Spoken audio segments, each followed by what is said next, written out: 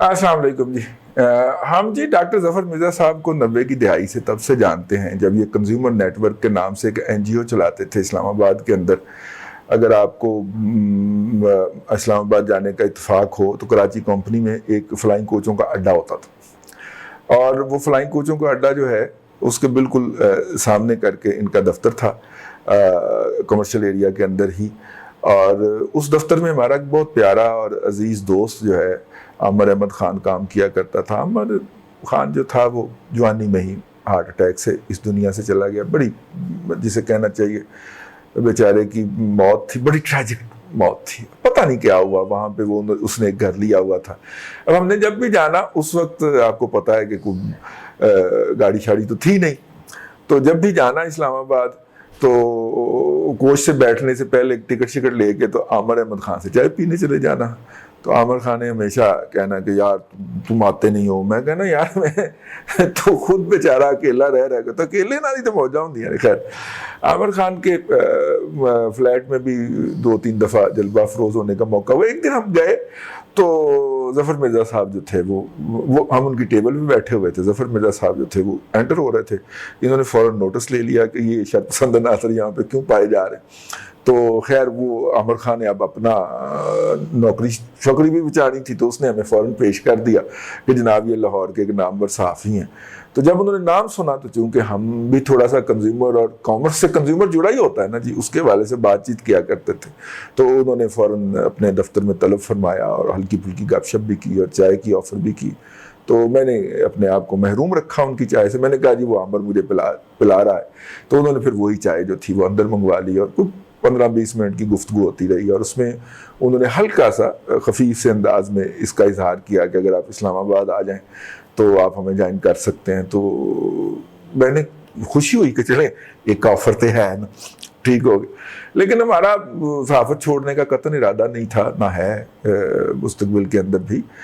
لیکن ہم نے یہ ایک مختصر سی گڈ ول کی ملاقات تھی جس میں 15-16 منٹ کی اگر ملاقات تھی تو پہلے 10-12 منٹ وہ ہمارے بارے میں شدید تشکیک کا شکار رہے.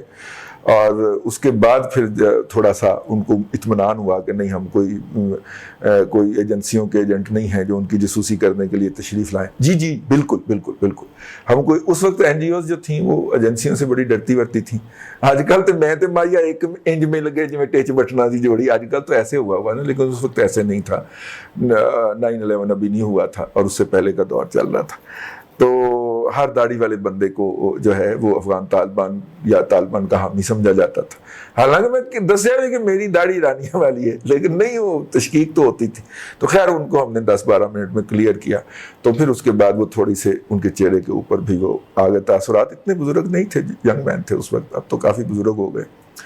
موصوف جو تھے ان کو جو تھا وہ کرونا کی آمد کے ساتھ ہی توپ کے دہانے پہ رکھ لیا گیا. اب ظاہر ہے انہیں ہونا بھی چاہیے تھا، وہ ایڈوائزر تھے اور اس معاملے کو لیڈ کر رہے تھے. کرونا جب پاکستان میں انٹر ہوا اور وہ پاکستان میں انٹر ہوا تفتان کے رستے، تفتان کے بارڈر کے رستے، اور موصوف فلائی کر کے فوری طور پہ بارڈر پہ پہنچے اور جا کے انہوں نے صلاحیتوں کا وہاں پہ جو کیپیسٹی تھی، وہاں پہ جو چیزیں تھیں، ان کا سہولتیں تھیں، ان کا اندازہ لگایا اور آگے قوم کو بتایا کہ نہیں فکر کی کوئی بات نہیں. حالانکہ بعد میں ثابت ہوا کہ پاکستان میں اتنی زیادہ بدترین کرونا کاری، لفظ یاد کر رہا ہوں میں، کرونا کاری نہ ہوتی اگر ایران والے لوگوں کو ہم پراپر آئسولیشن میں لے جاتے یا ان کو قائل کر لیتے کہ وہ اپنے آپ کو سیلف کوارنٹائن ہی کر لیں اپنے گھر. ان کو وہاں پہ جس طرح جانوروں کے باڑوں کے اندر تاڑا گیا اور وہاں پہ جس کو نہیں بھی تھا اس بیچارے کو بھی ہو گیا. اور یہ سارے جو تھے یہ ڈیسپریٹ میئرز تھے. وہ لوگ جو تھے ان کو آنے دیا جاتا وہ جب اپنے، اور ان کو اس شرط پہ جایا جاتا کہ وہ گھروں میں جا کے کوارنٹائن کریں گے. اب ہمارے ہاں یہ ہے نا کہ مقامات مقدسہ سے کوئی گھوم کے آئے تو لوگ اس سے ملنے کے لیے بھی آتے ہیں، اسے گلے لگا کے ملتے ہیں، چومتے ہیں، اس کے ہاتھوں کو چومتے ہیں کہ اس نے ان مقدس جگہوں کو ٹچ کیا ہوگا. تو اس نتیجے کے اندر جو ہے وہ کرونا زیادہ پھیلا. اب جناب اب دوسری طرف کا بھی پریشر آ گیا کہ ٹھیک ہے پھر سعودی عرب سے جو آ رہے ہیں ان کو بھی آپ چیک نہ کریں، آپ کی ایسی تیسی. تو وہ ایک عجیب و غریب قسم کا صحت کا مسئلہ جو تھا ایک فرقہ وارانہ مسئلے کے اندر تبدیل ہو گیا. تو اس کو تبدیل کرنے کے اندر موصوف کا بہت زیادہ جو گھناؤنا کردار تھا وہ سامنے آیا. میں اسے نااہلی پہ تعبیر نہیں کرتا، میں اسے بدنیتی پہ تعبیر کرتا ہوں، کیونکہ اس کے فالوئنگ جو ایکٹس ہوئے، اس کے فالوئنگ جب یہ جو ہوا درمیان میں 5 اگست کی وجہ سے ہم نے انڈیا کے ساتھ تمام ٹریڈ بند کی ہوئی تھی، تو اس کے فالوئنگ جو تھا وہ ہمارے ہاں شور مچا دیا گیا کہ جناب ادویات کی کمی ہو گئی ہے. ادویات کی کمی کیوں ہو گئی ہے؟ ادویات کی کمی اس لیے ہو گئی ہے کہ جناب ہم جو بیسک سالٹس ہیں وہ یا چائنا سے منگواتے ہیں یا انڈیا سے منگواتے ہیں، اور یورپ بھی ویسے پروڈیوس کرتا ہے، لیکن یورپ کے بہت مہنگے ہوتے ہیں، ان کے پرائس وائز کمپیٹیٹو ہوتے ہیں، تو لہٰذا چائنا سے بھی آنے میں ذرا دیر لگتی ہے، تو انڈیا نے ذرا بارڈر ہی کراس کرنا ہے نا، لے آنا جا کے ٹھیک. تو وہ جو پابندی تھی وہ اٹھائی گئی.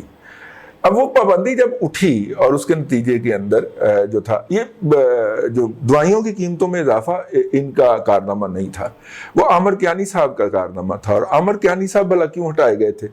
عامر کیانی صاحب نے کہا تھا کہ گالیاں جو ہیں وہ مجھے 28 کروڑ کی پڑ رہی ہیں اور اس سے میرے صرف 28 ارب کی پڑ رہی ہیں.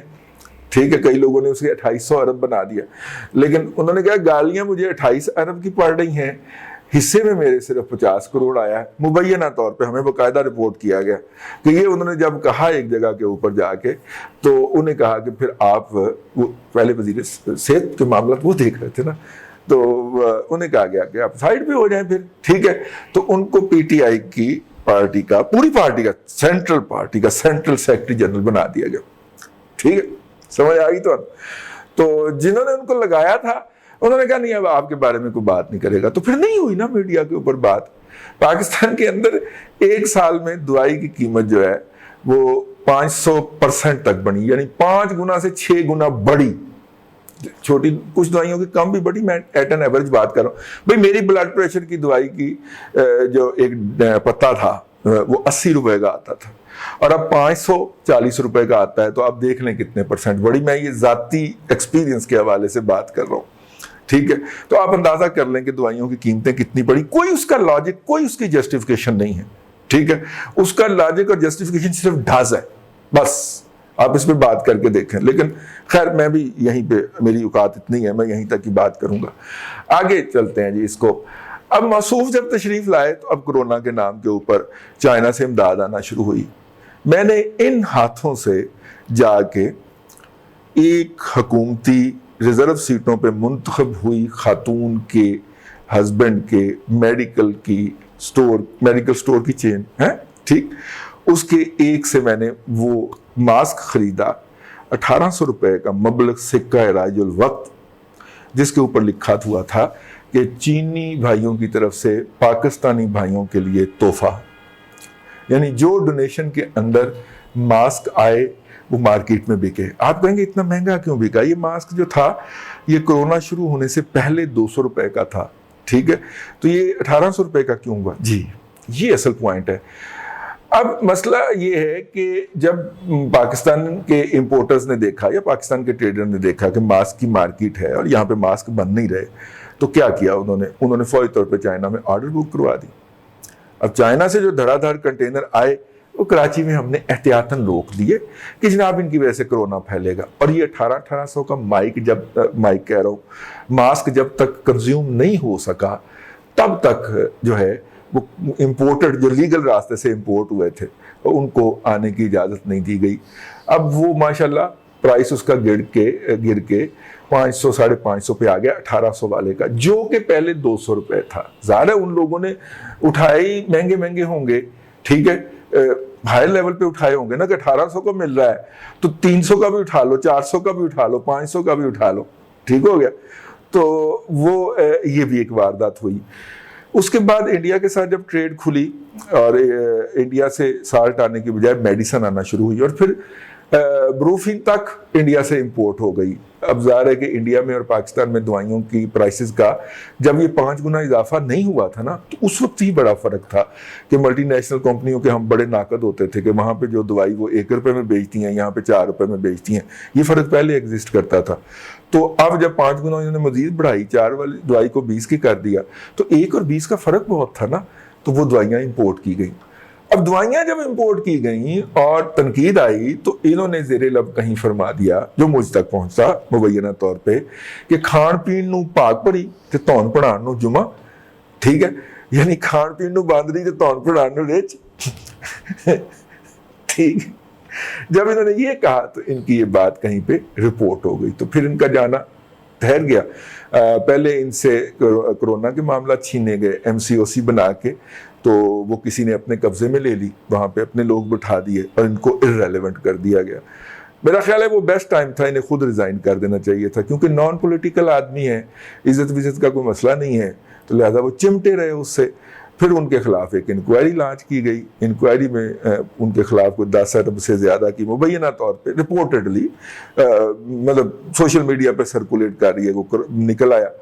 तो उन्होंने कहा कि जनाब है ते फिर मैं सही बंदे ने ना दस देना, मैं तो इन्वॉल्व भी नहीं सा, वो सही बंदों में से एक रिटायर भी हो गए। हाँ, तो पता करो कि रिटायर है नहीं।